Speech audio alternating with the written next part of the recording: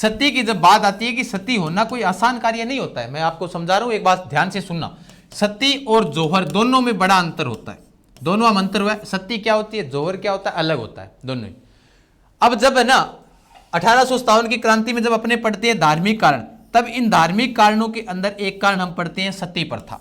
सती प्रथा के बाद हम देखेंगे घूंघट प्रथा। घूंघट प्रथा कि भाई घूंघट, महिलाओं के अंदर पर्दा प्रथा वाली समस्या थी उस वक्त, सती प्रथा। घूंघट तो अलग हो गया, चलो ठीक है, ये तो आपके आगे ओल्लो राखणारी महिला हुआ है गांव के अंदर, लेकिन सती होना कोई आसान कार्य नहीं होता था। सती होती थी ना उस वक्त महिला, जैसे उसके पति की मृत्यु हुई तो महिला तो वैसे भी सुनकर पति की मृत्यु के बाद में क्या करेगी, पति के मृत्यु के बाद में जैसे ही वो मरी, पति मर गया तो महिला तो वैसे भी बेहोश हो जाती है। अब भारतीय नारियों की ये तो विशेष बात रही है, प्रत्येक भारतीय नारी है, पति मर गया या फिर कोई छोटी मोटी भी घटना घर में किसी व्यक्ति के कहीं लग गई, चोट लग गई, खून आ गया, उसके बाद उसकी तो हालात गंभीर हो ही जाते हैं। अब भारतीय नारी की अपनी विशेष बात भी है।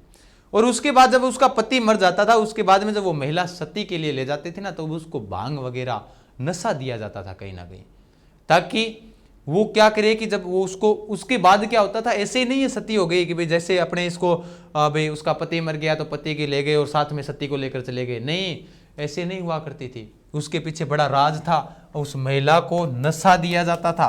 पता नहीं जी कौन सा नशा करता है, वो नशा नहीं, उस वक्त जो नशे हुआ करते थे, जैसे भांग दे दिया है, धतूरा वगैरह जो भी नशा हुआ करता था वो दिया करते थे। अब वो महिला बेचारी सुन्नी हो जाती थी, मतलब बेहोशी की हालत में हो जाती थी। अब उसमें जब उस पति को लेकर जाया जाता था, कहाँ पर, उस पति को लेकर शमशान में लेकर गए। ये लो शमशान के अंदर ये पति की अर्थी यहाँ पर बना दी, ये पति लेटा हुआ है। अब यहाँ पर वो महिला क्या करेगी, वो पलाथी मार कर बैठ जाएगी आराम से, उसका सर है वो सर अपनी बाहों में यहाँ पर रख लेगी। उसके बाद बाहों में, सॉरी, पैरों के अंदर, बीच के अंदर पलाथी मारकर वहाँ पर सर रख लेगी अपना, उसका सर रख लेती थी। उसके बाद में उसको कहते हैं कि बांध दिया जाता था, उस महिला को तारों से बांधा जाता था। फिर गांव के लोग साथ में जाते थे, ढोल नगाड़े बजाते। ढोल नगाड़े इसलिए बजाते क्योंकि सती माता को कहीं अगर होश में आ गया, जब ज्वाला जलेगी बार बार, तो सती माता को होश आ गया, तो चिल्लाएगी। आज जब चिल्लाएगी तब वो क्या करते थे, ढोल बजाते थे जोर जोर से, ताकि गांव के अंदर उस महिला की आवाज ना पहुंचे। ऐसे हुआ करती थी सती, इसीलिए अंग्रेजों ने इस चीज का विरोध किया था। और जायज सी बात है, अपने भारतीय पुरुषों को इस बात का पता है नहीं कि कभी आप जाकर देखो, आग के पास में जाकर ऐसे हाथ लगाकर देखो, आपको पता चल जाएगा। क्योंकि अपने एक ही चीज़ सुनिए, जब अपने दादाजी की मृत्यु हो जाती है, वडेरे थे, वे चले गए, वो अब वो मर गए, तो शमशान में जाते हैं, और शमशान में जाते क्या कहेंगे, लेकर चले गए। अब भाई अर्थी है जो कि लिटा दी नीचे, लिटाए बाद में बडोड़े बडोड़े बेटो होसी, एक छोटियो बेटो होसी, दोनों बेटा लकड़ी का आग लगा के बिंग अर्थी का करने जार केवा का जाके केवा, बाबा आग आवे, पापा आग आवे। उस वक्त कहते हैं, अब बाबू तो बेचारो मरीडो है पहले ही, बाबू यहाँ किया कह दिया बेटा आग नहीं, थोड़ा पौवो आन दे, हैं आ थोड़ी कह देगो।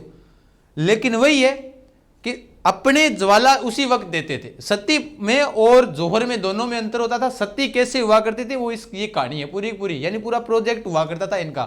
इसलिए जब इनका विरोध किया तो इनका कहीं ना कहीं 1857 की क्रांति में जब इनका धार्मिक कारणों की जब अपने बात करते हैं तो वहां पर ये सती प्रथा है, घूंघट प्रथा है, ये प्रथाएं आया करती थी इसमें, ये भी ध्यान में रख लेना, ठीक है। उसके बाद में राजनीतिक कारण, राजनीतिक कारण थे। हाँ, राजनीतिक कारण क्या थे कि राजनीतिक कारणों के अंदर जब बात आए तो कारण राजनीतिक